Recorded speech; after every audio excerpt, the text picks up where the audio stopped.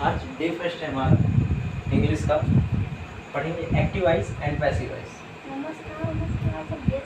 Active voice में पढ़ेंगे हम लोग जहाँ पर कर्ता की प्रधानता होती है उसे एक्टिव वॉइस कहते हैं, और जहाँ पे पैसिव वॉइस ऐसी वॉइस होती है जहाँ कर्म की प्रधानता होती है। तो हमने सीखा जहाँ पर कर्ता पर जोर दिया जाएगा वो एक्टिव वॉइस होगी हमारी, और जहाँ पर कर्म की प्रधानता दी जाएगी वो हमारा पैसिव वॉइस होगा। इसके बाद हम सीखेंगे कि एक्टिव वॉइस से पैसिव वॉइस को चेंज करने में कितने नियम हैं। नियम तो बहुत सारे हैं, लेकिन हम कुछ थोड़ा मोड़ा पढ़ करके ही मतलब अपना जो है जैसे एकेडमिक होता है उसको पास कर सकते हैं पढ़ करके। इसलिए हम थोड़ा मोड़ा पढ़ाते रहे हैं, क्योंकि ये जो चैप्टर आता है वो टेंस के बाद आता है, वर्ब, नाउन, प्रोनाउन, एडजेक्टिव, इन सब के बाद ही चैप्टर आता है। लेकिन सबसे पहले चूँकि एग्ज़ाम्स होने वाले हैं हाफ ईयरली या क्वार्टरली बहुत सारे स्कूलों में, इसलिए हम ये वीडियो बना रहे हैं अपने स्टूडेंट्स के लिए जो पढ़ा रहे हैं, जिनको भी पढ़ा रहे हैं हम, होम ट्यूशन जिनको दे रहे हैं उनके लिए बना रहे हैं कि वो इसको पढ़ करके अपने एग्ज़ाम को बहुत आराम से फेस कर सकें। तो हम समझेंगे एक्टिव वॉइस। एक्टिव वॉइस जहाँ कर्ता की प्रधानता होती है, जैसा कि हमने अभी बताया है, और जो पैसिव वॉइस होता है जहाँ कर्म की प्रधानता होती है।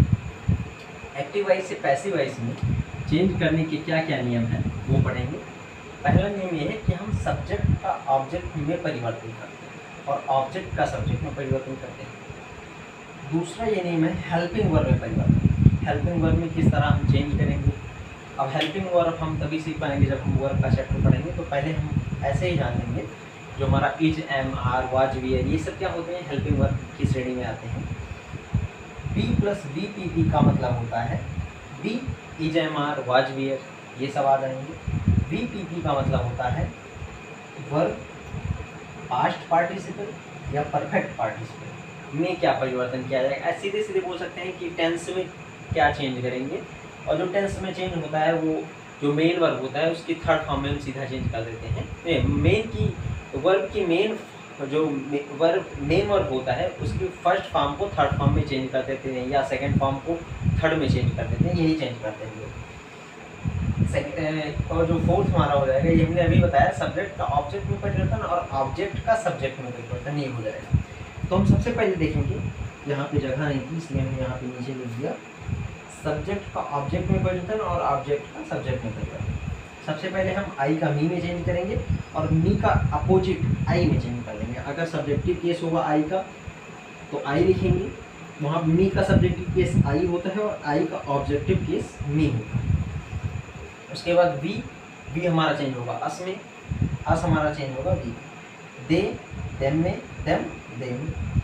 ही, हिम, हिम, ही। यू का यू ही रहेगा, सब्जेक्ट और ऑब्जेक्ट दोनों ही objective case subjective case you का सेम ही होता है। सी का हर, हर का सी। वाट ही में रहेगा, दोनों सेम, यू और वाट, वन भी सेम रहेगा, इट भी हमारा सेम रहेगा। कितनी भी चीज़ें हमारी सेम, ये हो गया यू, वाट, वन, इट, ये सब चीज़ें हमारी सेम रहेंगी, बाकी तो अलग अलग ही रहेंगे। दूसरा देखेंगे हेल्पिंग वर्ब में कैसे परिवर्तन करते हैं। अगर वर्ब की फर्स्ट फॉर्म होगी तो हम, और उसमें एस लगा होगा, वर्ब की फर्स्ट फॉर्म में एस लगा होगा, तो हम उसको इज में जो हेल्पिंग वर्ब होगी वो इज आती है वहाँ पैसिव वॉइस में। हेल्पिंग वर्ब हमारी इज आएगी। अगर वर्ब की फर्स्ट फॉर्म में उसमें कुछ भी नहीं लगा तो इसका मतलब वो प्लूरल वर्ब होगी और उसमें एम या आर का यूज करेंगे। ड्रोप, ड्रोप जो ड्राइव की सेकंड फॉर्म होती है, ड्राइव, ड्रोप, ड्राइवन, ये सेकंड फॉर्म है। तो सेकंड फॉर्म अगर वर्ब मेन वर्ब की सेकंड फॉर्म आ रही है तो हम वाज या वियर में जो है हेल्पिंग वर्ब का यूज करेंगे। ड्राइविंग आ रही है तो ड्राइविंग मतलब वर्ब की फोर्थ फॉर्म होती है, जैसा कि बोल सकते हैं वर्ब की फर्स्ट फॉर्म में आईएनजी बनाकर हम लगा करके बनाते हैं। तो ड्राइविंग अगर आ रहा है तो is, am, are, was, were तो लगेगा ही रहेगा क्योंकि फर्स्ट फॉर्म है, प्लस आईएनजी जो आ रहा है उसके लिए बीइंग आ जाएगा। यहाँ आईएनजी के लिए जो ये आईएनजी आ रहा है हमारा उसके लिए बीइंग आ जाएगा। ड्राइवन थर्ड फॉर्म है, ड्राइवन अगर थर्ड फॉर्म आ रही है तो हम बीन लगा देंगे। ड्राइवन तो होगा ही होगा लेकिन बीन भी होगा इसके साथ में, जहाँ जैसे यहाँ पर ड्राइविंग होगा, ड्राइविंग अगर आ रहा होगा तो is, am, are, was, were का तो यूज करेंगे प्लस बीन भी यूज होगा, प्लस ड्राइव का थर्ड फॉर्म भी यहाँ पे जुड़ जाएगा। We always use the third form of main verb. हम हमेशा क्या करते हैं, जो मेन वर्ब आती है हमारी, जैसे मेन वर्ब ये हो गई, ये सब जो मेन वर्ब हो गई, इसके थर्ड फॉर्म को यूज करते हैं, प्लस उसके पहले हम हेल्पिंग वर्ब लगाते हैं, बीइंग लगा देते हैं, बीइंग लगा देते हैं, ये सब लगाते हैं। अब हम सबसे पहले टेंस से इसको सीखने की कोशिश करेंगे, और टेंस के कुछ रूल्स हैं जो आप पहले पढ़ चुके थे या पढ़ चुके हैं, पिछले कक्षाओं में आपने पढ़ा होगा।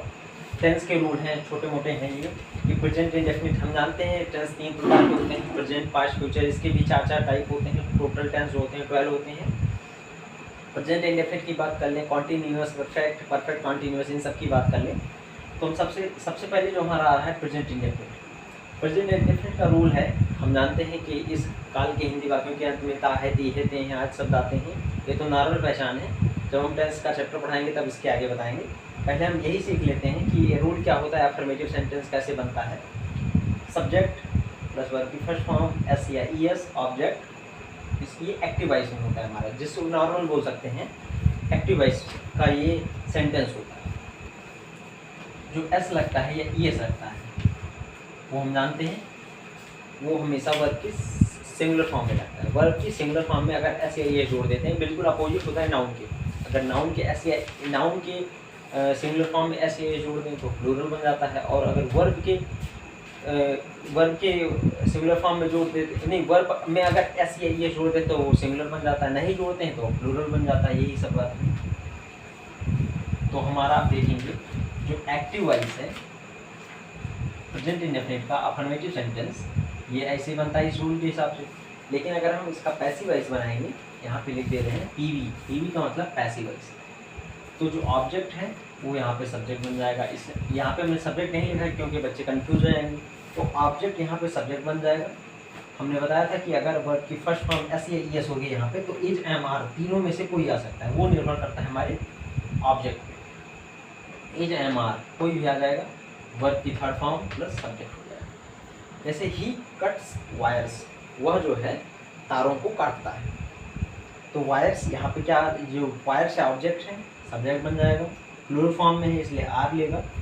यहाँ पे दिखाया जा रहा है, देखो ये प्लूरल फॉर्म में है इसलिए क्या ले रहा है, आर। इसमें जो हेल्पिंग वर्ब आ रही है वो आ रहा है, तो wires are cut by him, he का हिम हो जा रहा है। बाई से सेंटेंस को जोड़ते हैं, बाई से जो है ये जो सब्जेक्ट होता है यहाँ पे ऑब्जेक्ट बनता है, उसको यहाँ पे कनेक्ट करते हैं। जो कट होता है ये मेन वर्ब है, यहाँ पे कट, कट, कट तीनों फॉर्म एक ही होता है, इसलिए यहाँ पे कट लिख दिया। Sita read a book, Sita एक पुस्तक पढ़ती है, यहाँ पे ये हो गया हमारा ऑब्जेक्ट। तो अब सिंगुलर है, ये इज लगा दिया गया।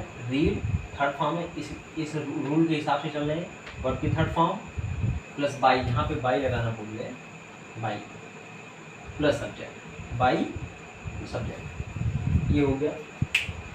दे प्ले क्रिकेट, ये हो जाएगा हमारा ऑब्जेक्ट, ऑब्जेक्ट को बनाएंगे सब्जेक्ट, क्रिकेट, ये हमारा प्रेजेंट इंडेफिनिट, तो इसमें इज आ जाएगा helping verb, played by them. Negative sentence हम जानते हैं, सब्जेक्ट प्लस डू या डच प्लस नॉट, वर्ब की first form plus object, object ये जो ऑब्जेक्ट है सब्जेक्ट बन जाएगा यहाँ पे, plus is, am, are plus not plus verb की third form plus object. Sita does not read a book is not read by Sita. तो यहाँ तक हमने सीखा कि प्रेजेंट इंडेफिनिट टेंस के अफर्मेटिव को कैसे चेंज करेंगे और निगेटिव को कैसे चेंज करेंगे। सो हम आशा करें कि आपको ये समझ में आया होगा और आप कृपया इसको नोट डाउन करें। इसके बाद हम आगे बढ़ें।